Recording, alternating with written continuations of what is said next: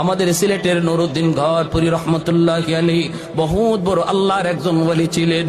শনি মঙ্গলবারে হুজুরে পানি ফোড়া দিতেন, পানিতে ফু দিতেন, মানুষ বোতল নিয়ে আসতো পানি ফোড়া নেওয়ার জন্য। হাজার হাজার মানুষের লাইন ধরতো পানি ফোড়া নেওয়ার জন্য। হুজুরে পানি ফোড়া কেমন করে সবাই দিবেন। হুজুরে কাম করতেন কি কাম, এক কাম করতেন কি আজীব কাম।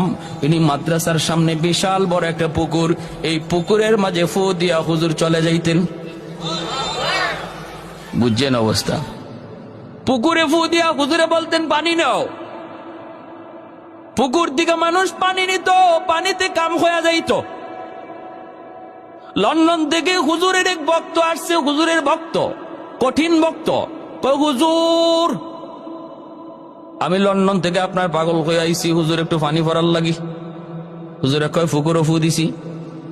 কয় হুজুর পুকুরের এক কোনায় ফু দিছেন, আর এক কোনায় ফু গেল কেমনে? হুজুর কয় গেল কেমনে তোমার বুঝে আসে না? কয় হুজুর আমার একই নয় না। হুজুর একই নয় কিন্তু ইতমিনানে কলব হয় না। হুজুর এই যে আমি একটু জগ লই আইছি, এই জগটার মধ্যে একটু ফু দেন, আমার খাস ভাবে একটা ফু দেন। হুজুর কয় তুমি খাস ভাবে ফু নিবা?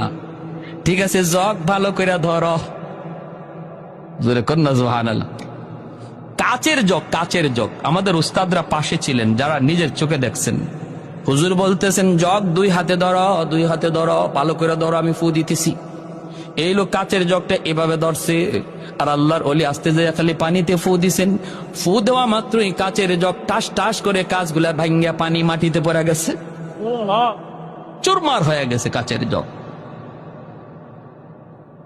আল্লাহর কোরআনের আসর আসেনি না নাই? জোরে বলেন। وَنُنَزِّلُ مِنَ الْقُرْآنِ مَا هُوَ شِفَاءٌ وَرَحْمَةٌ لِلْمُؤْمِنِينَ